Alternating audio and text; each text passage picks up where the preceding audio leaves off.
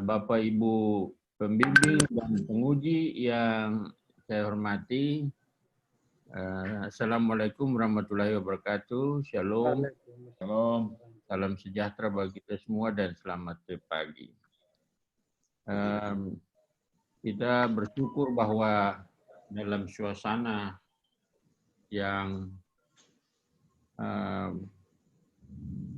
kewaspadaan penuh terkait dengan virus pandemi, kita bersyukur bahwa masih ada ujian yang berlangsung di saat ini.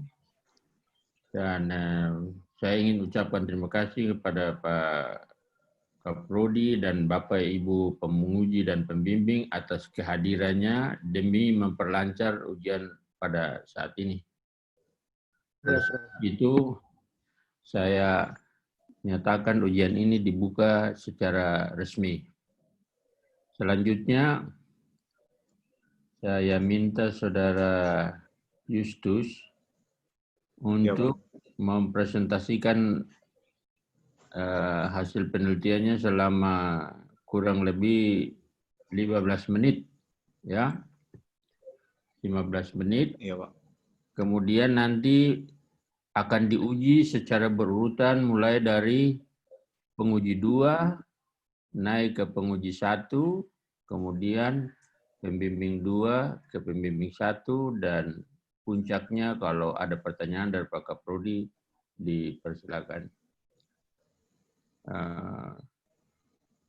Saya mohon izin sesudah ini saya harus kembali lagi pindah Zoom untuk membuka ujian administrasi publik. Iya, Prof. Nah, administrasi publik, kemudian sambung lagi ke Pak Minggus itu pendidikan biologi. Jadi saya mohon maaf teman-teman, saya tidak bisa bersama-sama terus sampai selesai. Oleh sebab itu, selanjutnya saya berikan mandat kepada Pak Kaprodi untuk memimpin ujian ini sampai selesai. Sekian dan terima kasih teman-teman. Mohon maaf atas kejadian ini. Terima kasih, Prof. Ya. Ya. Baik, Prof. Ya. Prof, sebelum Prof hadir meninggalkan kita semua, kita laporkan bahwa Saudara Justus ini orang kedua yang ujian tesis. Kedua, Prof. Lalu kemudian ujian seminar proposal itu sudah ada sekitar 7 orang. Lalu seminar hasil itu ada 3. Itu yang perlu saya laporkan di Prof. Tapi Pak, saya ingin tanya dulu itu, mahasiswa baru yang masuk di Prodi sekarang berapa banyak? Itu ada 11 orang, Prof. 11 kah? Iya, Prof. Coba bisa bergerilya di daerah-daerah tuh kalau bisa dapat mahasiswa, Kak. Iya, Prof. Kita sebentar hubungi yang ketemu yang dijual kemarin itu, yang Prof ketemu dia di hotel itu. Maksudnya tuh kamu hubungi secepatnya, terus kemungkinan itu diwujudkan, diperkuat dengan kerjasama, kasih tahu supaya beta lari pergi ketemu wali kota, bupatinya untuk mengikat kerjasama sekalian supaya bisa pasti gitu. Ya, Prof. Nanti kita akan laporkan di Prof. Ya. Oke. Baik, Prof. Ya, terima kasih, Prof. Ya. Terima kasih. Ya. Terima kasih, Prof. Terima kasih, Prof. Baik, Saudara Justus. Ya, Pak. Pak Direktur akan membuka ujian yang sama di prodi yang lain. Jadi beliau tidak sempat sama-sama dengan kita sampai akhir kegiatan ini. Oleh karena itu, sebelum Saudara Justus mempresentasikan tesis Saudara, saya ingin tanya dulu, apakah saat ini Saudara dalam keadaan sehat? Sehat, Pak. Baik, dan sudah siap? Siap, Pak. Baik, dengan kesiapan Saudara, saya mempersilahkan seperti arahan Pak Direktur tadi sekitar 15 atau 20 menit lah untuk mempresentasikan tesis Saudara.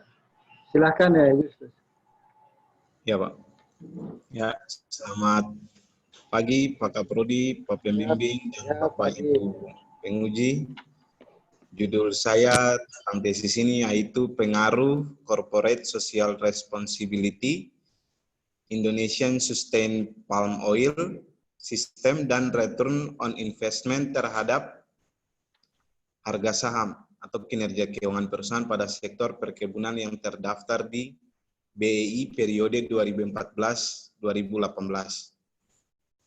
Ya, di sini saya membuatnya dengan latar belakang bahwa Indonesia telah menjadi produsen minyak kelapa sawit terbesar semenjak tahun 2000-an yang menguasai pangsa pasar hingga 90%. Dan ketika tahun 2018 menjadi tahun yang sulit bagi produsen minyak kelapa sawit karena ada berbagai macam halangan atau berbagai macam gejolak yang timbul karena perdagangan di dunia. Dan bagaimana kinerja perusahaan sektor perkebunan yang saya lihat, di sini saya melihatnya dari segi saham. Di sini terjadi penurunan saham, di mana ada beberapa di sini saya mencontohkan bahwa contohnya Smart menurun sebesar 597 miliar, PT Eagle High Plantation mencatat laba bersih juga tahun 2018 minus, PT London Sumatera juga turun, dan beberapa yang paling besar adalah PT Astra Agro yang mencatat penurunan laba bersih 23% sepanjang semester 1 tahun 2018. Nah, datanya ini saya membuat dalam sebuah tabel dari tahun 2017 hingga 2018. Ternyata penurunan ini saya lihat dari bulan Maret dan April tahun 2017. Itu ketika di mana Uni Eropa mengeluarkan suatu kebijakan yaitu Renewable Directive yang kedua. Hal ini menyebabkan pergerakan harga saham menurun dari April 2017 hingga 2018. Nah, mengapa sampai demikian kebijakan itu dikeluarkan? Karena Uni Eropa sebagai salah satu importir terbesar selain Cina dan India untuk komoditas CPO, mereka melarang karena mereka berpikir bahwa ketika memproduksi CPO itu memberikan banyak masalah. Yang paling tinggi adalah masalah deforestasi. Hal ini menyebabkan mereka mengurangi impor terhadap komoditas CPO dan membuat suatu masalah perdagangan atau isu perdagangan bahwa produk CPO yang dikeluarkan Indonesia ini membuat masalah lingkungan yang begitu besar. Nah, sebagai pihak Indonesia yang sebagai eksportir harus berpikir bagaimana solusi yang ditawarkan supaya produk CPO ini tetap diterima di pasaran global. Menurut saya, ada 3 hal yang perlu untuk dilakukan. Yang pertama adalah tentang CSR, ISPO, dan juga ROI. CSR ini menganut suatu konsep terintegrasi yang menggabungkan aspek bisnis dan sosial dengan selaras agar perusahaan dapat membantu tercapai kesejahteraan. Jadi perusahaan-perusahaan CPO atau produksi CPO ini mereka harus menuangkan laporannya dalam bentuk CSR yang telah mereka lakukan, sehingga itu membuat investor percaya bahwa apa yang mereka produksi ini tidak berlawanan dengan isu yang saat ini sedang dilaporkan oleh Uni Eropa. Sedangkan kalau ISPO ini merupakan suatu sertifikat halal di mana ketika memproduksi CPO itu mereka tidak melanggar hak-hak atau melanggar masalah lingkungan. Mereka menjaga lingkungan meskipun mereka memproduksi CPO. Kemudian untuk yang terakhir, return on investment ini merupakan salah satu rasio keuangan yang penting juga yang digunakan oleh investor untuk melihat kinerja dari perusahaan itu. Jadi, ketiga hal ini yang menurut saya dalam penelitian ini dapat mempengaruhi harga saham perusahaan-perusahaan CPO. Nah, tujuan dari penelitian ini yaitu menguji secara empiris pengaruh CSR terhadap kinerja keuangan atau harga saham perusahaan sektor perkebunan yang terdaftar di BEI periode 2014-2018, kemudian menguji pengaruh ISPO terhadap kinerja keuangan atau harga saham yang terdaftar di BEI, kemudian menguji secara empiris pengaruh ROI juga terhadap harga saham. Nah, bagaimana pengukurannya? Untuk kinerja keuangan ini kemarin sudah disepakati bahwa itu langsung ke harga saham. Sedangkan harga saham yang saya maksud adalah harga saham penutupan untuk setiap bulannya. Untuk CSR digunakan pengukurannya pakai skala liter untuk setiap laporan yang saya baca, saya tuangkan dalam bentuk skala liter apakah dia sudah sesuai dengan laporan yang seharusnya dikeluarkan. Untuk ISPO ada sebuah aturan tahun 2015 yang dikeluarkan pemerintah, di mana di situ ada item-item yang harus dipenuhi. Itu juga saya menggunakan skala liter dalam membaca laporannya, sehingga saya menuangkannya dalam sebuah data dalam bentuk skala liter. Dan kemudian ROI ini dihitung menggunakan yang 3 langkah, yaitu total perputaran aset, margin laba bersih, dan pengembalian investasi. Kerangka berpikir saya itu X1-nya adalah CSR mempengaruhi kinerja keuangan atau harga saham, ISPO sebagai X2, dan ROI sebagai X3 mempengaruhi kinerja keuangan harga saham. Untuk populasinya, populasi yang saya ambil adalah semua perusahaan CPO, semua perusahaan yang bergerak dalam sektor perkebunan CPO. Sedangkan untuk sampelnya saya menggunakan kalau perusahaan itu tetap aktif di BI dari tahun 2014 sampai 2018 dan tergolong dalam perusahaan kelapa sawit dan mengeluarkan laporan keuangan dan tahunan serta laporan sustainability atau keberlanjutan dari tahun 2014 hingga 2018.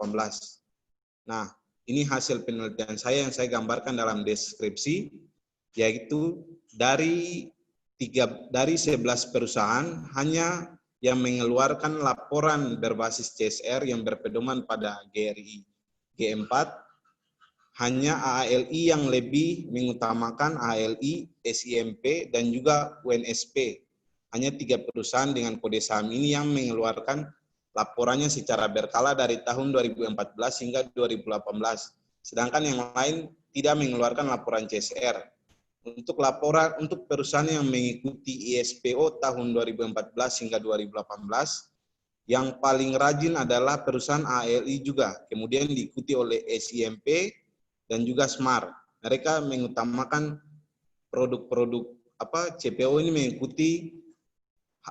mengikuti langkah-langkah yang telah disusun oleh pemerintah. Jadi perusahaan-perusahaan ini mengikuti peraturan pemerintah dengan setiap tahunnya mengeluarkan sertifikat halal yang harusnya dipenuhi. Kemudian data yang berikut saya ambil dari ROI. Di sini saya menggambarkan ada perusahaan yang contoh GSO mengalami ROI yang begitu turun sampai mendekati minus 50%. Sedangkan untuk ALI, untuk perusahaan yang selalu setiap saat melaporkan CSR dan mengikuti SPO, ROI-nya itu dia meningkat meskipun ada penurunan. Sedangkan untuk harga saham perusahaan yang paling tinggi adalah AALI, kemudian dan SMART, kemudian SRGO. Di sini saya menggambarkan dalam bentuk tabel supaya dilihat ada penurunan dari tahun 2014 hingga 2018. Untuk uji kualitas data, di sini uji normalitas, data yang digambarkan di sini terlihat dia mengikuti sejalan dengan garis vertikal, garis miring yang normal probability plot. Jadi dia tidak keluar atau jauh melenceng datanya dari garis ini. Kemudian untuk scatter plot, datanya tidak menyebar di satu tempat saja, tetapi dia terbagi-bagi di antara titik 0 ke atas dan di bawah. Dia tidak berkumpul menjadi suatu pola. Sedangkan untuk multikolonialitas, sini diuji ternyata tidak ada multikolonialitas. Tetapi data ini terjadi autokorelasi positif.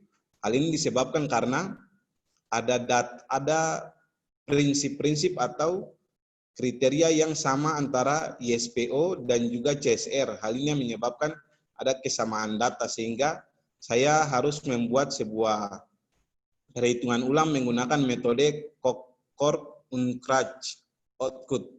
Nah, hasil dari pengujian ulang tersebut menghasilkan Durbin-Watson yang kembali menjadi normal sehingga tidak terjadi autokorelasi positif. Nah, hasil pengujian hipotesis ini saya gambarkan dalam tabel ini. Ternyata dari sini setelah dihitung menggunakan Korkut dan menghasilkan leg total CSR yang menolak H0, artinya dari ketiga item CSR, ISPO, dan ROI ternyata yang diterima hanya CSR yang berpengaruh terhadap harga saham. Nah, di sini alasannya bahwa saya mengambil ada 4 poin, bahwa pertama, pengaruh CSR terhadap harga saham itu alasannya pertama ada ketegangan antara Uni Eropa dan Indonesia, sehingga dikeluarkanlah kebijakan Red 1 dan Red 2. Sejalan dengan itu, larangan impor juga berdampak bagi penurunan harga di pasar internasional, sehingga menurunkan laba perusahaan selama tahun 2014 hingga 2018. Kemudian karena laba itu turun, sehingga mengakibatkan informasi kepada investor yang menyebabkan penurunan harga saham. Nah, hal ini juga sejalan dengan salah satu penelitian dari Apriani yang menjelaskan bahwa perusahaan AALI yang kodenya AALI tadi lebih banyak mengungkapkan laporan sustainability report dibandingkan dengan perusahaan Bakri Sumatera Plantation atau perusahaan-perusahaan lain. Hal ini yang menyebabkan tadi dilihat dalam data deskripsi tadi, AALI punya harga saham memang tinggi tapi ada terjadi penurunan. Untuk hipotesis yang kedua yakni pengaruh ISPO terhadap harga saham. Ini saya menjelaskan dalam 5 poin, yaitu tren harga saham yang sedang dilanda kelapa sawit tahun 2014-2018 ini berimbas dari isu yang dikeluarkan oleh Uni Eropa tentang deforestasi. Hal ini yang menyebabkan Indonesia ini dia mengeluarkan suatu produk lokal yaitu sertifikat ISPO, di mana sertifikat ini bertujuan untuk melawan kampanye negatif yang dikeluarkan oleh Uni Eropa. Tetapi kenapa hasilnya tidak berpengaruh? Hal ini disebabkan ISPO ini hanya berlaku di dalam Indonesia, dia belum berlaku secara global, sehingga kepercayaan terhadap ISPO ini masih berkurang, masih belum bisa terlalu dipercaya oleh global, oleh karena itu belum bisa mempengaruhi harga saham. Hal ini juga sejalan dengan penelitian Harsono yang menunjukkan bahwa masih sangat sedikit industri yang menerapkan prinsip berkelanjutan, seperti yang tadi dideskripsi bahwa ada banyak sekali perusahaan yang belum menerapkan ISPO. Sedangkan untuk ROI tidak berpengaruh terhadap harga saham, ini dapat dijelaskan bahwa dalam perhitungan ROI ini ada 2 hal yang paling penting, yaitu net profit margin dan juga total asset turnover. Untuk investor sendiri, dia lebih mengutamakan net profit margin karena dia mengutamakan laba bersih yang tinggi, pasti dia hanya berpatokan lebih fokus ke laba bersih. Sedangkan untuk total asset turnover ini karena perputarannya yang sangat lama untuk menghasilkan laba, jadi dia tidak terlalu berpatokan pada total asset turnover, sehingga percampuran antara net profit margin dan total aset turnover ini menghasilkan ROI yang tidak berpengaruh terhadap harga saham. Kesimpulannya bahwa membuktikan CSR memberikan pengaruh yang signifikan terhadap harga saham pada perusahaan perkebunan kelapa sawit, dan juga penelitian ini membuktikan bahwa ISPO dan juga ROI tidak berpengaruh signifikan terhadap harga saham. Jadi hanya CSR yang berpengaruh signifikan.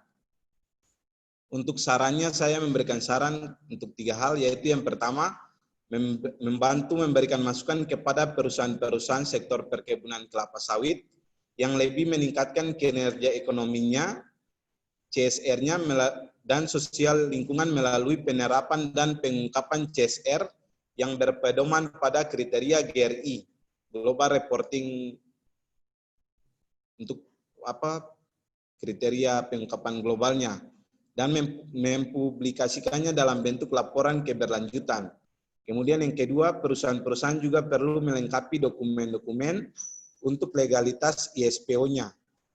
Kemudian yang ketiga, bagi pemerintah perlu memperhatikan kapasitas dan skill lembaga sertifikasi ISPO, kemudian membangun komunikasi yang aktif dengan perusahaan-perusahaan petani plasma dan petani swadaya, kemudian menyediakan dan memberikan subsidi bagi petani swadaya untuk memiliki sertifikat, karena untuk memiliki sertifikat ISPO itu itu memerlukan pengeluaran yang sangat banyak. Kemudian, pemerintah harus meningkatkan penyerapan CPO dalam negeri dengan mengeluarkan kebijakan alternatif energi yakni B30 sampai tahun ini sudah menjadi B100 sehingga mengurangi resiko global yang menurun karena harga jual CPO. Itu saja penyampaian hasil penelitian saya. Sekian dan terima kasih. Baik, Saudara Yusuf. Sekarang kita berpindah kepada tim penguji. Kebetulan tim penguji dari Yusuf, Ibu Tina dan Pak Jeffrey. Kira-kira siapa yang mau duluan, Pak Jeff atau Ibu Tina? Sekali-sekali kita kasih duluan Pak laki-laki juga. Ya Pak. Ya, sekali-sekali laki-laki kembali. Ini kan ada satu Baik. ya. Pak Jeff, silakan Pak. Ya, Pak Kaprodi. Saudara Justus. Ya, Pak. Justus ya, betul ya, Justus ya. Iya, Pak Justus. Ya, ini ada beberapa hal yang sebenarnya tidak perlu lagi saya sarankan ya, karena sudah masuk ke ujian akhir ya. Jadi mestinya sudah harus final gitu ya. Tapi masih ada saja ketidaklengkapan sistematika tesis itu yang perlu diperbaiki ya. Ini mungkin jadi perhatian bagi kita Pak Kaprodi ke depan agar ujian tesis itu jangan ada lagi saran, maksudnya itu hanya ketemu menguji. Saran itu sudah terjadi di tahap proposal maupun ujian hasil, itu saya rasa sudah harus selesai di situ. Karena dimasuk di tahap ujian lagi sudah tidak perlu lagi itu ya. Pertama di abstrak, ya, itu misalnya di paragraf kedua itu mestinya analisis statistik deskriptif ya. Tidak ada kata statistiknya. Ya. Ini kan jadi karena ada analisis kualitatif yang analisis deskriptif. Nah, itu menjadi bias ya. Karena kata statistik itu Pak Jeff, suaranya putus-putus kelihatannya. Ini dari Zoom-nya kayaknya. Halo, tes 1 2. Dengar Pak, dengar. Pak Jeff, kalau beta sendiri dengar bagus Pak. Iya, kata semua dengar bagus. Beta dengar bagus Pak. Oh, Pak Pol pun laptop ada masalah apa? Nah, silakan lanjut Pak Jeff. Baik, jadi kata statistik itu kenapa saya garis bawahi, karena itu penting. Karena hilang satu kata itu, dia punya pengertian berubah. Analisis statistik deskriptif dengan analisis deskriptif itu ada dua hal yang berbeda. Nah, itu yang harus diperhatikan ya. Nah, kemudian harus juga ada alasan singkat di abstrak terkait dengan hipotesis yang ditolak. Ya, ya minimal ada dia punya argumen singkatnya itu. Ya, kemudian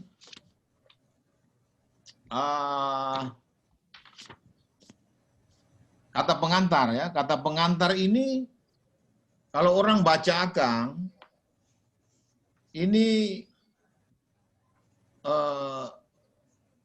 nanti orang berpendapat bahwa si Justus ini tidak berterima kasih kepada pihak-pihak yang membantu dia sehingga dia bisa sampai tahap ini itu ya.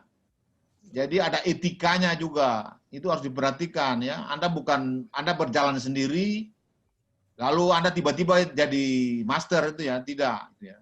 Nah, itu ada etika yang harus Anda tampilkan di situ. Itu ada panduan saya rasa, ada panduan di Prodi S2 bahwa isi dari kata pengantar itu apa saja. Saya rasa ada itu. Mulai dari direktur, dari rektor sampai di siapa saja yang punya andil di dalam penyelesaian Anda punya tesis itu Anda bikin kata pengantar ini seperti Anda berjuang sendiri begitu. Ya, Anda berjalan sendiri. Tiba-tiba Anda jadi master. Nah, ini kan saya rasa ini terlalu menganggap remeh pihak-pihak yang lain. Ya, itu hal-hal yang tidak teknis, tidak substansi sebenarnya. Tetapi itu perlu saya koreksi karena Anda ini seorang master ya. Master tuh harus punya etika itu. Kalau master tidak punya etika ini yang berbahaya. Nah, kemudian masuk ke substansi. Saya belum lihat Anda menjelaskan soal teori yang Anda pakai untuk menjelaskan Anda punya variabel X dan Y ini. Nah, coba saya kasih kesempatan untuk Anda menjelaskan ke kita teori apa yang Anda pakai untuk menjelaskan ini. Sampai Anda bisa mengangkat variabel X dan Y ini. Silakan. Ya, silakan Yus, langsung saja. Yus, silakan. Coba.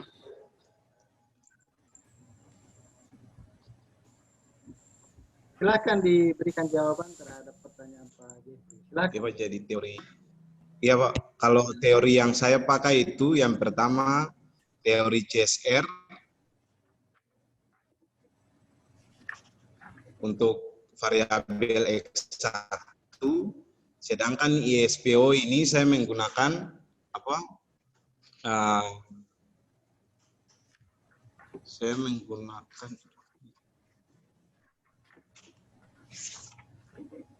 menggunakan prinsip dan kriteria peraturan Menteri Pertanian Republik Indonesia nomor 11 tahun 2015. Itu untuk ISPO, sedangkan ROI juga itu teori tentang ROI. Dan kalau kinerja keuangan itu tentang harga saham, Pak. Anda mungkin tidak mengerti apa yang saya maksudkan. Yang saya maksudkan tuh teori yang tadi Anda jelaskan itu proksinya itu. Jadi proksi dari variabel-variabel yang Anda angkat itu berbeda dengan teori. Teori itu mau menjelaskan bagaimana Anda bisa menghubungkan corporate social responsibility dengan kinerja, misalnya. Satu. Kemudian Indonesian Sustainability Palm Oil, itu bagaimana Anda bisa tiba-tiba menghubungkannya dengan kinerja. Apa itu kinerja apa tuh? Halo? Kinerja keuangan kapal. Ayo, kinerja keuangan ini dia Pele ini, dia punya gambarnya. Maksud saya itu seperti itu. Jadi yang Anda mau jelaskan ke kita adalah dasar pikir Anda. Waktu Anda mau mengangkat variabel ini dihubungkan dengan variabel Y misalnya. Ya. Jadi bukan variabel ini tiba-tiba Anda mau hubungkan karena keinginan Anda sendiri, bukan. Tetapi ada dasar teori yang Anda pakai untuk menjelaskan ini, maksud saya itu. Jadi tidak datang dari langit variabel-variabel ini. Yang Anda jelaskan tadi adalah proksinya. Misalnya kinerja Anda lihat apanya. CSR Anda lihat apanya. Itu bukan yang saya tanyakan itu. Yang saya tanyakan adalah dasar teori sehingga Anda mau menghubungkan antara misalnya corporate social responsibility ke kinerja. Gitu. Dan seterusnya.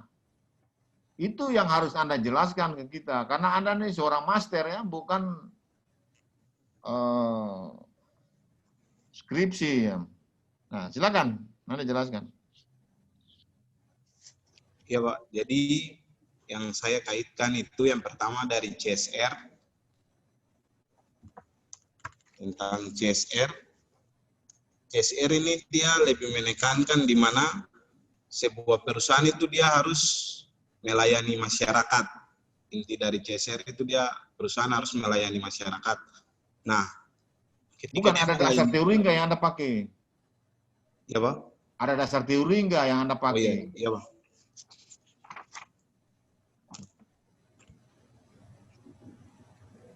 Teori apa? Teorinya menjelaskan apa sehingga Anda merasa cocok teori ini menjelaskan variabel ini, maksud saya begitu. Iya Pak.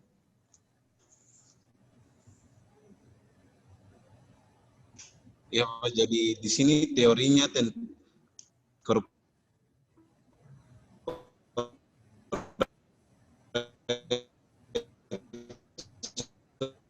social responsibility.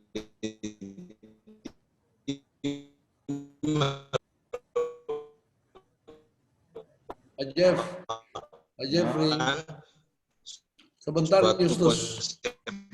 Integrasi yang menggabungkan aspek bisnis dan sosial dengan selaras para pemegang kepentingan maksimum sehingga dapat meningkatkan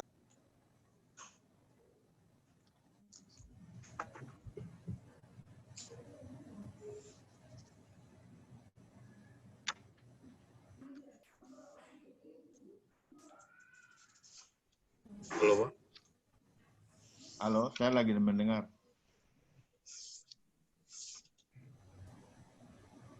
Ya, silakan, Yus. Silakan.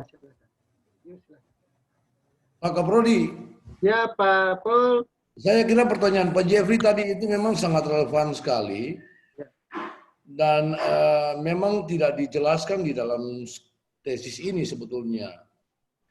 Pada saat kemarin kan ada rekomendasi juga, saya juga kemarin tidak melihat di tinjauan pustakanya. Tapi sebetulnya ini kan ada usulan juga untuk menggunakan teori institusional kemarin. Karena ini kan tekanan lingkungan sebetulnya. Tekanan lingkungan institusional. Jadi karena ada regulasi dan sebagainya, itu yang harus di-improve oleh peneliti sebetulnya. Cuma Justus kemarin saya kasih masuk itu. Nah, karena ada perubahan-perubahan regulasi, itu kan tekanan-tekanan lingkungan institusional itu yang menyebabkan harus CSR, lingkungan bisnis saat ini harus betul-betul menjaga tentang grand environment dan sebagainya. Nah, saya kira mungkin Pak Jeff bisa lanjutkan saja dalam hubungannya dengan menguji dari aspek konseptual saja, karena memang ini sama sekali tidak terinclude. Dan ini saya sadari sebagai pembimbing, saya baru lihat memang tidak di-include masuk ini. Saya kira demikian, Pak Pimpinan. Ya, berarti nanti setelah ini Pak Justus itu harus memasukkan teori-teori yang disarankan oleh Pak Jeffrey ya, Pak Pol. Ya, setuju Pak. Teori-teori yang dianggap relevan dengan penelitian. Baik, Pak Jeff, silakan. Ya. Terima kasih, Pak Pol. Pak Jeff, silakan Pak. Baik, melanjutkan Pak pertanyaan saja. Kaprodi. Saya rasa ini warning ya bagi Justus untuk memperbaiki kelengkapan-kelengkapan yang menjadi dasar pikir ya. Diangkatnya variabel-variabel ini. Ini penting sekali ya. Tadi yang sudah dikatakan oleh Pak Paul itu penting ya. Karena dasarnya tuh apa itu, sehingga perlunya variabel-variabel ini dihubungkan satu dengan yang lain ya. Lalu justru jangan menganggap bahwa ini sekarang ujian sudah tidak tatap muka, lalu menganggap bahwa yang penting ujian jalan lalu selesai. Jangan ya. Ini kualitasnya tetap sama, malahan lebih baik lagi dari ujian tatap muka ya. Jadi saya rasa kita semua sepakat supaya ini walaupun kita merubah metode, tetapi kualitas jangan sampai hilang itu. Supaya juga jadi hal yang baik buat pasar. Karena ketemu pasar lagi lesu, ya Pak Pol ya? Setuju Pak. Pasar mahasiswa lagi lesu, jadi tadi ada Pak Direktur bilang, coba gerilya sedikit. Ya. Tapi ini menyangkut akreditasi, Pak. Masalahnya itu tuh. Ya, itu satu lagi. Jadi saya rasa Pak Kaprodi harus memperhatikan itu, lalu di follow up ke fakultas supaya akreditasinya jadi B atau jadi A bila perlu. Topa toh? Supaya ketemu pasar kuat lagi. Ini pasar lesu sekali nih. Berikut ketemu masuk ke Justus lagi. Justus, jadi itu hal-hal yang Ale harus perhatikan untuk ditambahkan, diperbaiki. Kemudian saya mau minta penjelasan yang satu kali lagi. terkait dengan ada dua variabel X yang tidak bisa berpengaruh kepada kinerja ya, keuangan, ya, yaitu variabel X2 dan X3, Indonesian Sustainable Palm Oil dan Return on Investment. Ya. Nah itu kira-kira apa yang menjadi argumen Anda sebagai seorang calon master nanti bahwa akan tidak berpengaruh, padahal Anda mengangkat dua variabel ini, itu kan dasarnya ada. Sampai Anda bisa hipotesisnya bunyi berpengaruh. Ya. Tapi nyatanya tidak berpengaruh. Nah, sebagai seorang peneliti, apa argumen Anda untuk menjelaskan ini? Itu. Silakan. Yang tidak berpengaruh, Pak. Ya. Iya, Pak. Jadi yang tidak berpengaruh yang dari hasil penelitian saya ini yang pertama dari ISPO, Pak. Yang pertama untuk variabel ISPO tidak berpengaruh terhadap harga saham. Yang pertama itu alasannya karena ISPO ini merupakan suatu sertifikat yang dikeluarkan pemerintah untuk menanggapi masalah deforestasi atau isu-isu yang dikeluarkan dari Uni Eropa. Jadi sebagai salah satu bentuk pertahanan dari Indonesia untuk melawan isu itu dengan mengeluarkan sepakan produk lokal, sertifikat lokal yang hanya diperuntukkan bagi perusahaan-perusahaan di dalam Indonesia saja, sehingga untuk kepercayaan global masih kurang terhadap sertifikat ini. Jadi meskipun perusahaan Indonesia dia sudah mengantongi sertifikat ISPO, tetapi ketika dia mau masuk ke pasar global, mereka masih belum percaya tentang sertifikat ISPO yang diperolehnya ini. Sedangkan ada satu sertifikat lagi, yaitu sertifikat RSPO. Itu sertifikat yang sudah menjadi global, sehingga kepercayaan terhadap RSPO ini lebih tinggi dibandingkan kepada ISPO. Itu yang menurut argumen saya, kenapa sampai ISPO tidak berpengaruh terhadap harga saham. Oke. Anda penjelasannya belum lengkap ya kalau saya. Jadi kalau saya misalnya orang awam yang baru pernah baca Anda punya tesis, ya, saya bertanya begini, soal kepercayaan itu hubungannya dengan kinerja keuangan apa? Lalu soal percaya atau tidak percaya itu bagaimana sampai tidak berpengaruh kepada kinerja keuangan? Itu kan yang harus Anda jelaskan ke kita. Karena anggap saja bahwa kita ini tidak tahu Anda punya penelitian itu seperti apa. Jadi harus dijelaskan sesederhana mungkin. Ya, kalau Anda jelaskan kayak begitu ya, ketemu mau cari akan punya benang merahnya susah itu. Ya, benang kayak benang kusut itu. Ya, saya coba ulangi, Pak. Jadi kalau dalam sederhananya itu ketika perusahaan CPO ini mereka mau menjual produk atau ekspor CPO-nya ke luar negeri, terkhususnya kepada Cina, Uni Eropa, dan India, mereka harus mengantongi beberapa syarat untuk masuk ke negeri, masuk ke pasar global. Nah, salah satunya itu harus... Maksudnya kenapa dia tidak berpengaruh ke kinerja keuangan? Itu karena penjualannya yang menurun, karena yang tadi mereka tidak mau menerima dari yang karena masalah isu yang tadi, sehingga jadi karena penjualan menurun, mereka tidak mau menerima. Jadi karena penjualan menurun, ada persyaratan-persyaratan yang dibuat oleh Eropa itu. Iya, Pak. Iya, Pak, sehingga nanti berpengaruh sampai ke kinerja perusahaannya. Makanya, sabar. Jadi logikanya tuh oke, saya sudah mulai tangkap Anda bermaksud bahwa ada pembatasan gitu ya, pembatasan ekspor dari Eropa terkait dengan persyaratan-persyaratan produk yang harus masuk ke Uni Eropa, sehingga dia berakibat kepada turunnya penjualan. Turunnya penjualan, Anda kaitkan dengan kinerja, ya kan? Halo? Iya.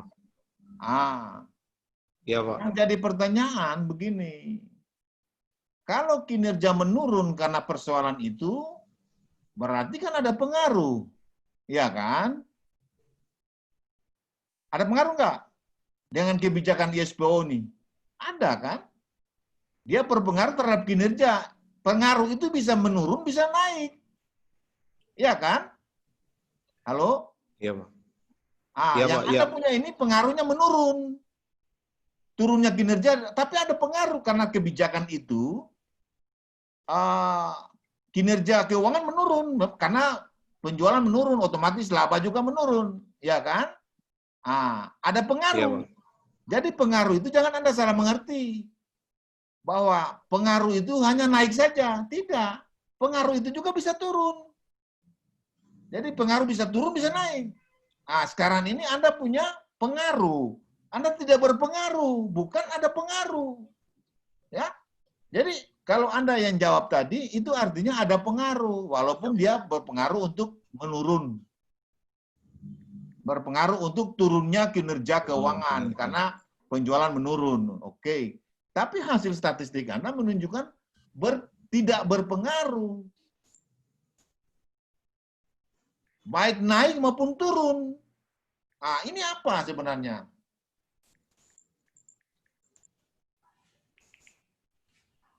Iya, Pak. Jadi yang data awal yang saya ambil itu sebenarnya lebih ISPO ini saya melihatnya dari segi perusahaan-perusahaan di Indonesia ini apakah sudah menerapkan ISPO seperti yang seperti di dalam kriteria prinsip-prinsip Menteri Pertanian ini ataukah tidak begitu, Pak?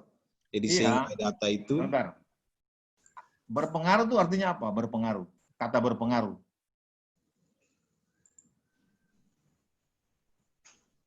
bisa merubah sesuatu gitu. Iya. Ya. Jadi baik itu negatif maupun positif, itu dia ada respons maksudnya. Iya, Pak. Iya kan? Iya, Pak. Yang Anda punya ini tidak ada respons, naik maupun turun. Jadi mau ada persyaratan, mau tidak ada persyaratan, itu dia tidak ngaruh gitu loh. Tidak respons gitu loh. Nah, itu yang harus Anda jelaskan.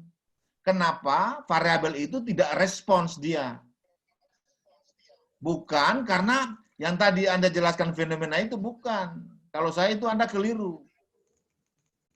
Justru yang fenomena yang Anda jelaskan itu ada pengaruh. Karena apa? Ada persyaratannya, ada pengetatan sistem perdagangan di Eropa, sehingga dia berpengaruh kepada turunnya penjualan. Turunnya penjualan dia berdampak kepada turunnya laba. Turunnya laba identik dengan turunnya kinerja keuangan. Itu yang maksud saya ada pengaruh. Tapi yang Anda punya kan tidak ada pengaruh. Dia mau bikin peraturan apa, model apa, ya dia nggak ngaruh. Iya kan? Iya. Nah, itu yang harus Anda jelaskan. Bukan tadi. Coba Anda jelaskan.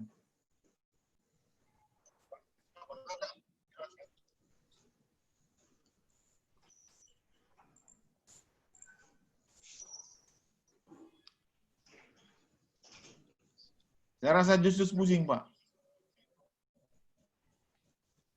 Justus sudah kehabisan kata-kata. Makanya itu kata statistik itu, kata berpengaruh itu hati-hati. Berpengaruh itu artinya ada respons antara X dan Y. Kalau Anda punya tidak ada respons, X mau bikin model apa, X mau naik, mau turun, mau bikin ketat, mau longgar, Y-nya tidak bergerak. Itu maksudnya. Nah, itu yang harus Anda jelaskan. Kenapa Y tidak bergerak dengan adanya pergerakan dari X? Ya kan? Itu yang saya belum menangkap. Anda punya itu. Itu.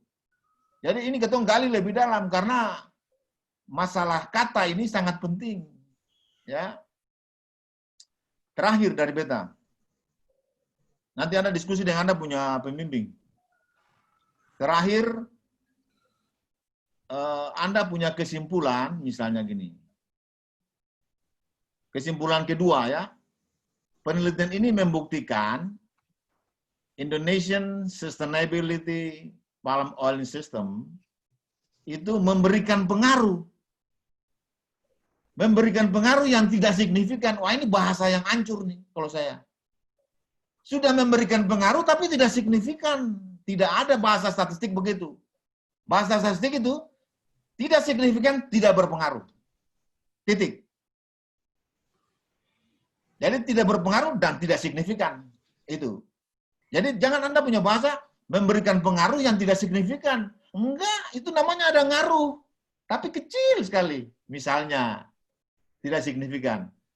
Nah, kita nggak ngukur kecil besar pengaruhnya. Kita hanya mengukur pengaruh saja. Sehingga bahasanya harus bilang, kalau tidak X-nya, dia punya alfanya di bawah 0,05, langsung tidak berpengaruh dan tidak signifikan. Titik. Itu. Jadi bahasa yang dipakai itu hati-hati. Kemudian, saya juga merasa kecewa karena Anda tidak punya keterbatasan. Seakan-akan Anda ini Superman. Anda pun tesis tidak ada yang salah. Padahal banyak salahnya. Ya. Anda punya tidak ada keterbatasan. Tidak ada implikasi. Ini tidak lengkap namanya. Saya sarankan kepada Pak Kaprodi, itu sistematika itu protap. Protap dalam artian, kalau dia belum lengkap, jangan dimajukan dulu. Sistematika itu Pak. Ya, karena jangan asal-asal gitu ya Pak, maksudnya. Saya rasa demikian dari saya Pak, terima kasih. Ya Pak Jeff, terima kasih selanjutnya kepada penguji berikutnya, Ibu Dr. Christina. Terima kasih Pak. Ibu Tin, silakan. Terima kasih Pak Kaprodi ya. Kayaknya sudah banyak sama Pak Jeff tadi ya. Yus sudah pusing ya, Yus? Iya. Tapi yang beta punya nih gampang-gampang saya, Yus. Tenang saya, Yus.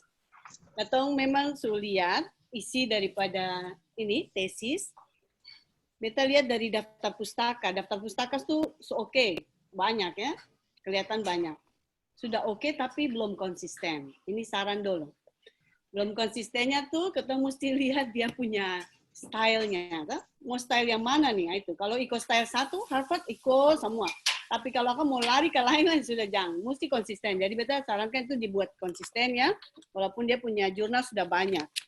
Yang berikut, tadi beta dengar bahwa ISPO itu memang tidak berpengaruh. Karena ISPO itu katanya adalah hanya diberlakukan di Indonesia saja. Masalahnya, kalau hanya berlaku di Indonesia, tapi dia berpengaruh terhadap harga saham, mengapa dia perlu diberlakukan? Gitu ya? Itu satu pertanyaan. Yang kedua, ROI juga tidak berpengaruh. Yang kita lihat ya, ROI tidak berpengaruh.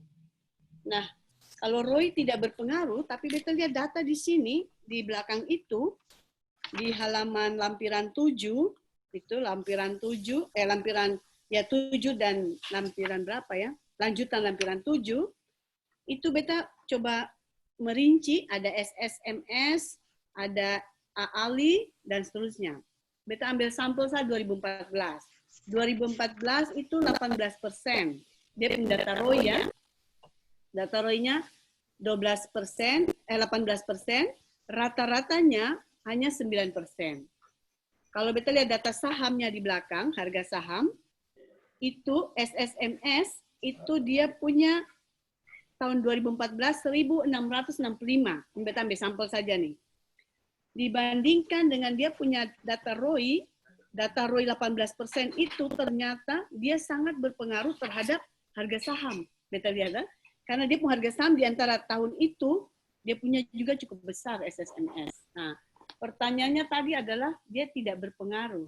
Ya, dia punya hasil ternyata tidak berpengaruh kan? Ya, Anda punya hasil ini.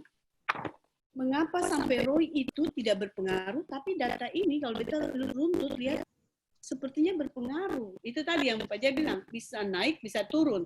Kebetulan yang kita lihat SSM ini dia kayaknya naik. Gitu. Itu yang turun. Nah pertanyaannya adalah mengapa ROI itu, di Anda punya penelitian ini, dengan data yang kelihatannya berpengaruh itu, kok hasilnya tidak berpengaruh ya? Itu yang jadi pertanyaan beta tadi. Jadi coba Anda baca, Anda jawab dulu yang dua tadi. Yang pertama itu, mengapa sampai ISPO itu tetap harus diberlakukan, padahal dia kan berpengaruh terhadap harga saham, dia cuma berlaku di Indonesia. Malah dia mungkin merugikan ya, kalau mau lihat. karena kenyataannya di luar tidak mengakui itu, tapi tetap diberlakukan. Kenapa itu perlu diberlakukan? Coba Yus. Saya perlu dengar Anda punya jawaban dulu, Kak Pak Yus. Ayo Yus, silakan ya, memberikan jawaban kepada Bu Tina atas pertanyaan tadi. Yus, bisa dengar tempat suara tidak?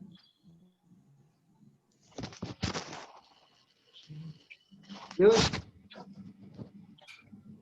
Halo Yus. Yus bilang. Signal Pak, signal. Iya, kayaknya nih. Halo Yus. Tadi ada terputus. Iya, silakan Yus. Dengar pertanyaan saya Yus. Mengapa ISPO tetap diberlakukan di Indonesia? Padahal ISPO itu memang kan berpengaruh tuh terhadap harga saham.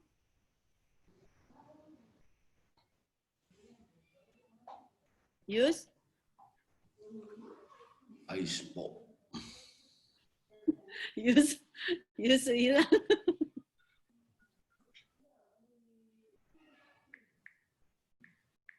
Yus, jangan hilang dulu. Yus, yang ada lah Yus. Jangan hilang. Ini para pembimbing mesti cari anak bimbing dulu ini isu hilang. Sebetulnya kan menyangkut kebijakan pemerintah, ISPO itu. Nah, cuma bagaimana Yus bisa menghubungkannya itu saja. Lalu Bapak bimbing bicara dulu, bukan bimbing yang bicara. Ya, Yus, silakan Yus. 5 menit jawab Yus.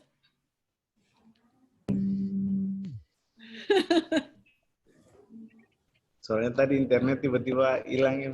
Ya Yus, jadi kenapa ISPO itu perlu diberlakukan di Indonesia padahal dia tuh kan berpengaruh terhadap harga saham tuh. Malah kita lihat sepertinya luar negeri kurang menghargai itu, no? Tapi Indonesia tetap bersikeras mesti gitu. Apa pentingnya ISPO itu?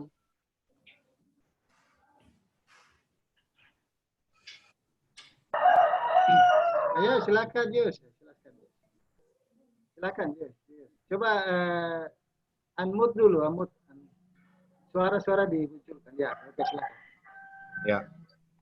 Jadi ISPO itu dia penting sebenarnya karena dia juga salah satu bentuk sertifikasi yang harus diikuti oleh perusahaan-perusahaan dalam menerangkan bahwa ketika memproduksi CPO oleh perusahaan-perusahaan itu mereka tidak melanggar atau tidak merusak lingkungan begitu Ibu. Itu sertifikat ISPO yang harus diikuti.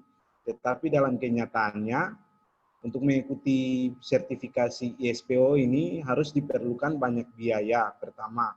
Kemudian pastinya untuk mengikuti sertifikasi ISPO ini banyak persyaratan yang harus dipenuhi. Oleh karena itu ada pihak-pihak seperti petani. Kalau perusahaan-perusahaan besar pastinya mereka bisa memenuhi persyaratan itu. Tetapi ketika petani swadaya dan petani-petani yang masih tingkat menengah mereka tidak bisa mengikuti persyaratan ISPO ini, sehingga kalau untuk datanya yang saya tampilkan itu ISPO itu hanya diikuti oleh beberapa perusahaan saja. Yang paling sering mengikuti ISPO ini kebanyakan perusahaan dari ALI, SMP dan SMAR. Sedangkan untuk perusahaan lain mereka jarang mengikuti untuk sertifikasi ISPO ini karena hal-hal yang tadi itu. Dan ISPO ini hanya dikeluarkan oleh Indonesia supaya memberikan suatu kelegalan legal terhadap produk-produk yang dihasilkan di Indonesia untuk dipercaya oleh publik, dipercaya oleh pasaran global. Hanya saja karena produk ini merupakan produk baru dan ada masalah-masalah di dalam pelaksanaannya sehingga kepercayaan pihak luar terhadap Indonesia itu karena ditambah lagi dengan isu deportasi oleh Uni Eropa sehingga mereka pihak pasaran si importir dari luar itu kurang percaya untuk membeli produk-produk CPO begitu. Oke, berarti yang kedua sudah. Oke, kita bisa terima. Yang kedua, kenapa ROI itu tidak berpengaruh terhadap harga saham? Padahal dari data dia berpengaruh loh. Ketika dia naik, harga sahamnya juga pasti naik. Ketika dia menurun, harga saham menurun. Nah, kenapa Anda punya hasil malah tidak berpengaruh? Ya, jadi di ROI sini kalau yang menurut saya hitung itu ada dua hal yang di dalam ROI. Pertama, net profit margin dan total asset turnover. Kalau net profit margin ini dia sangat bergerak mengikuti kinerja perusahaan, jadi tergambar jelas net profit margin, sehingga biasanya investor berpatokan pada laba bersih sehingga kinerjanya sangat terlihat. Sedangkan untuk total aset turnover ini, cerminan kinerja perusahaan sektor kelapa sawit dilihat dari aset-asetnya. Jadi aset yang paling banyak terbesar dalam perkebunan kelapa sawit yaitu tumbuhan-tumbuhannya itu. Jadi untuk melihat, jadi investor jarang melihat untuk total asetnya, mereka lebih cenderung untuk net profit marginnya, sehingga ketika dua nilai ini digabungkan, yang lebih banyak pastinya total asset turnover ini dia menutupi tadi kelebihan net profit margin tadi, sehingga untuk berpengaruh, untuk menghasilkan pengaruh terhadap harga saham itu tidak berpengaruh.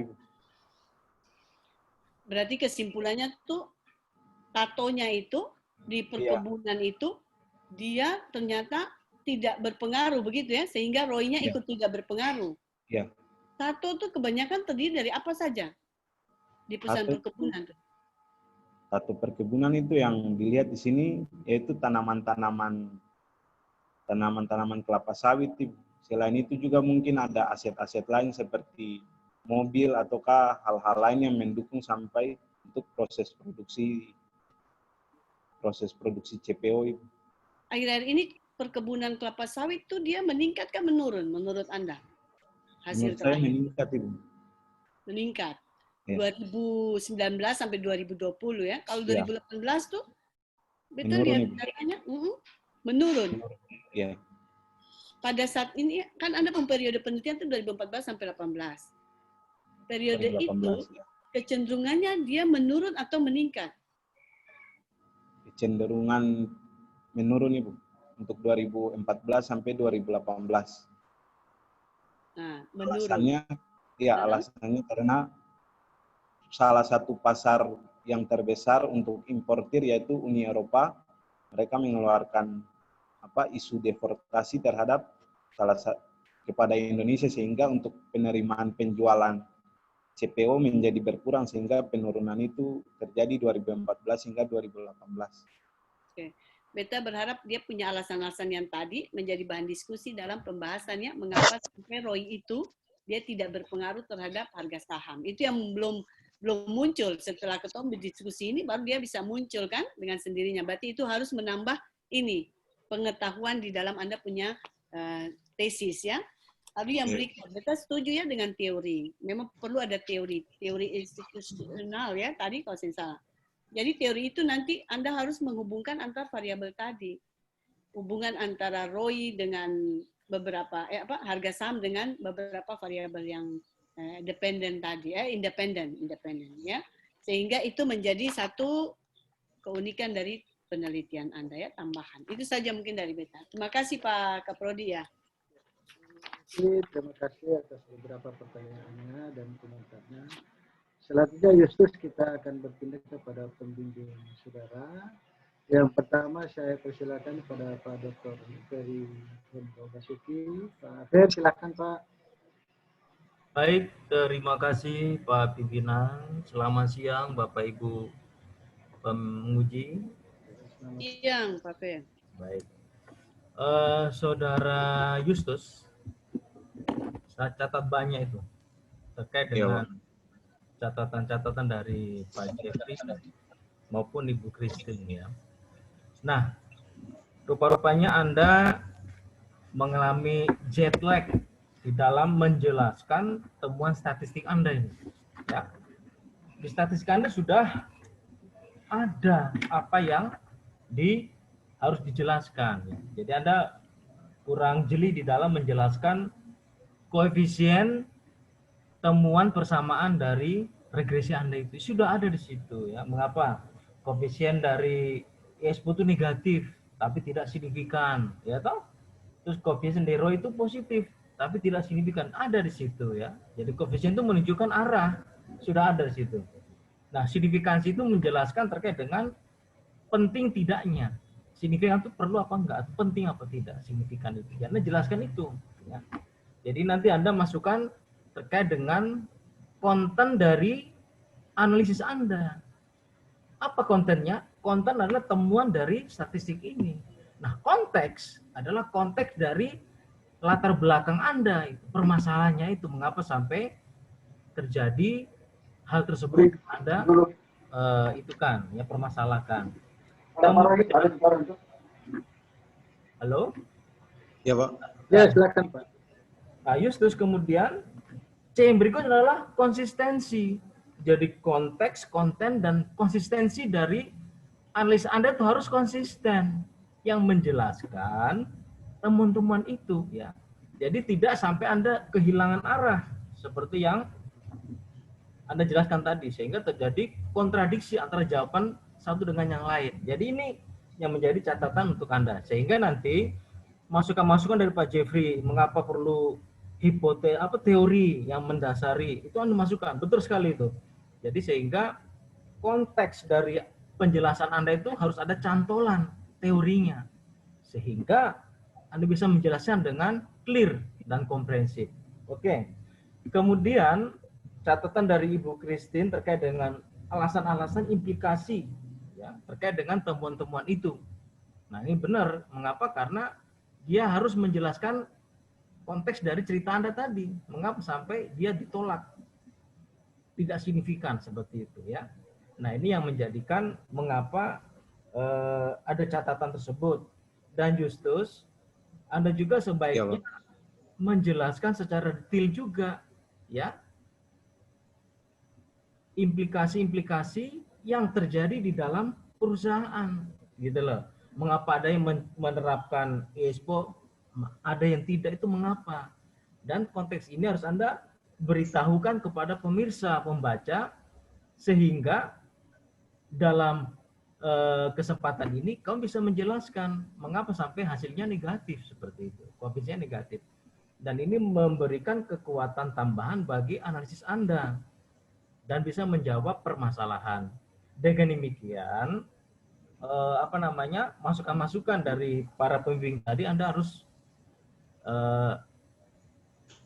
masukan tadi terkait dengan perbaikan-perbaikan dari Pak Jeffrey tadi terkait dengan abstrak, kemudian alasan singkat, abstrak terkait dengan hipotesis yang ditolak, itu semua dimasukkan. Kemudian kata pengantar, dan dari Ibu Christine tadi terkait dengan model penulisan daftar pustaka, ada yang mana Anda rujuk, yaitu benar sekali sehingga konsistensinya itu ada terus. Ya. Jadi Justus itu catatan-catatan yang sempat saya tangkap. Kalau memang terlewat nanti Anda bisa konsultasikan lagi dengan tim penguji. Dan saya minta segera Anda berproses untuk melakukan perbaikan yang substansi tadi, ya, sehingga memperbaiki kualitas dari penelitian saudara.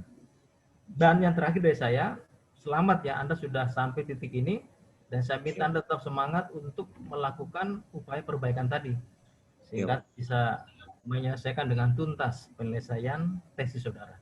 Baik, terima kasih Pak Pimpinan, saya kembalikan lagi. Baik, terima kasih Pak Fer. Selanjutnya saya persilahkan kepada pembimbing 1, Pak Dr. Paulus Madi. Pak Paul, silakan Pak.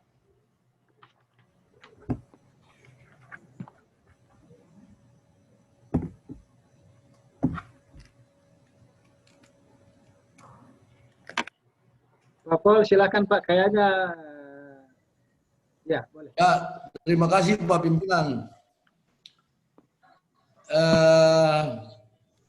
Saya kira tadi beberapa catatan penting diantaranya soal grand theory tadi yang dipakai itu harus diperhatikan di dalam kemampuan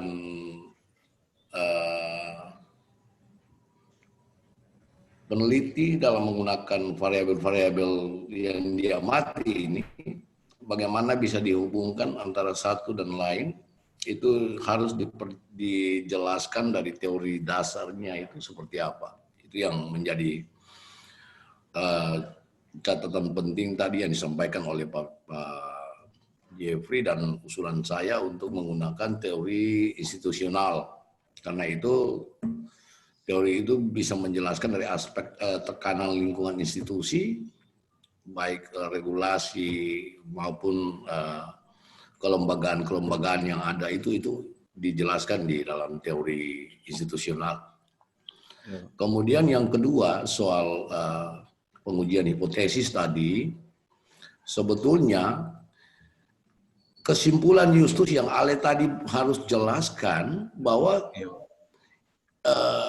notasi beta itu dia positif atau negatif itu sangat ditentukan oleh alfa, karena yang dibuat kesimpulan itu alfanya. Karena Anda gunakan alfa 5%, maka tingkat signifikansinya itu kan lebih besar dari 0,05, maka itu ditolak. Penjelasan ini yang harus Anda bisa luruskan di dalam pembahasan Anda sebetulnya. Waktu tadi ditanyakan oleh Pak Jeffrey. Karena yang kita buat kesimpulan kita dalam suatu pengujian hipotesis, itu alfa dipakai untuk sebutan tingkat signifikansi sebetulnya itu. Olehnya itu nanti materi ini nanti kita diskusikan kembali, karena ada dua variabel pengamatan Anda yang ditolak gitu. Iya. Coba kalau Anda pakai alfa 10%, kemungkinan bisa diterima. Kemungkinan bisa diterima. Ini karena alfa 5%, maka ditolak. Sehingga dianggap tidak berpengaruh sebetulnya. Gitu. Karena notasi pengaruh dan tidak pengaruh itu dilihat di nilai signifikansinya itu. Nah, gitu. Saya kira itu saja Pak Pimpinan, ada kaitan dengan beberapa masukan penting dari Ibu Christine juga nanti kita perhatikan dan perlu diperbaiki dalam tesis ini. Itu saja Pak Pimpinan, terima kasih. Baik Pak Paul sebagai pembimbing pertama. Saudara Justus. Iya Pak.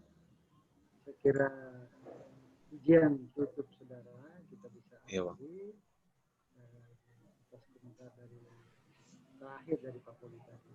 Tapi namun sebelum saya membacakan hasil ujian saudara, saya akan istirahat ya, kita istirahat dulu sambil menunggu saya sambil menunggu nilai dari tim pembimbing dan tim penguji. Pak Fer dan Pak Paul bisa kirim nilai ke SMS ke nomor saya saja dulu untuk saya. Saya langsung telepon aja Pak ke Bapak. Ya Pak. Ya Pak Paul.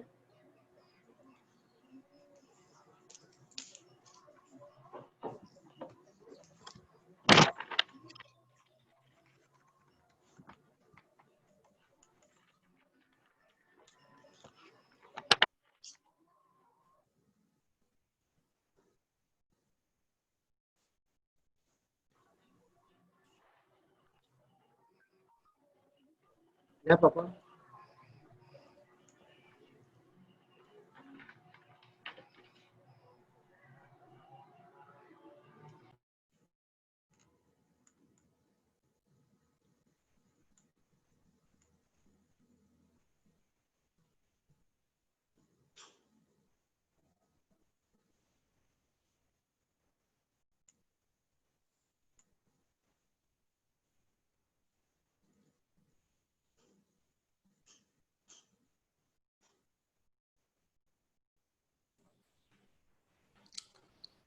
Pak Jeff, Pak Jeffrey. Ya, Pak Paul. Sebetulnya di forum ujian ini kita malu lah ya. Kadang-kadang ketun dokter lama ini ketun ditelanjangi sebetulnya. Maksudnya bagaimana tuh Pak? Yang pakai celana? Iya, barang ketong ini didikte terus. Toh mau Pak, mesti ini ketong sampaikan ke Pak Kaprodi loh. Maksudnya siapa yang Iya, dikte? iya. Bagaimana tuh? Dapat telanjang tuh bagaimana lah?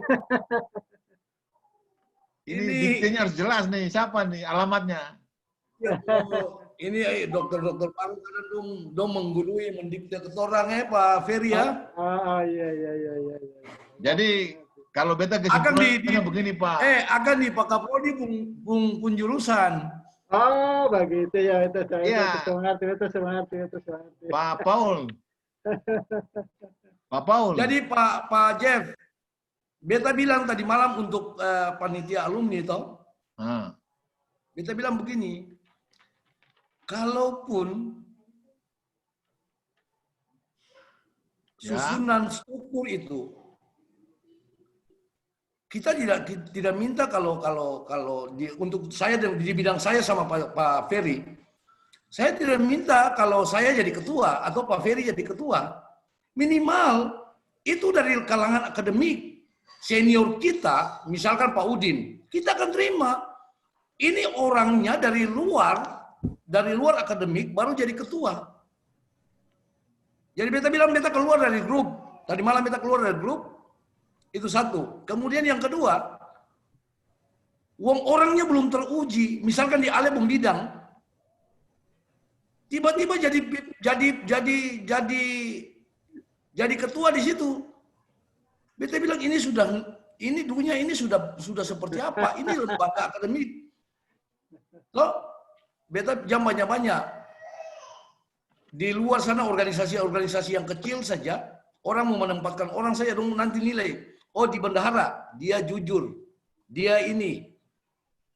Di logistik, oh dia cekatan. Itu saja mereka merasionalisasi sesuatu yang rasional. Kita di lembaga akademik yang besar ini sudah tidak rasional lagi. Jadi Pak Udin, Itu sudah Pak Beta, Pak pun teman-teman ini kadang-kadang dong supaya yang luar biasa Pak. Seolah-olah ketemu yang dihargai lagi. Itu nih kadang-kadang Pak Pol tertawa saya lihat dari teman-teman, apalagi yang tadi itu bilang yang baru-baru itu. Sudah ketemu ikut irama juga Pak. Habis mau bagaimana lagi? Pak, beta mau dong ini ada dalam forum kayak ketemu begini di forum-forum ilmiah. Itu sudah. Dong menghindari forum. Menghindari forum. Bahaya kalau begitu. Dong bakurun dalam ruangan saja. Coba sekali-sekali. Pak Paul usul dulu perpadekan kata ketua rapat dosen terus yang pernah sulama saya rapat dosen. Itu satu. Kemudian kedua, kan ilmiah ada dibangun forum-forum ilmiah di kampus Pak, sehingga kamu tidak bisa menilai kemampuan seseorang. Saya bisa dapat itu Pak. Kalau forum ini ada, kita bisa menilai kapasitas seseorang. Iya, betul. Pak, nanti aja curhatnya. Ini kita mau tutup nih Pak, kita mau tugas. Pak Paul ya Pak. Pak Paul.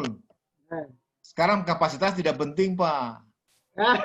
Yang penting money piro. Oh, Wang Piro. Pak boleh ya Pak Jeff, Ibu Tina, Pak Fer. Baik. Rekap nilai, dan sampai Pak Adong ada kegiatan di tempat lain.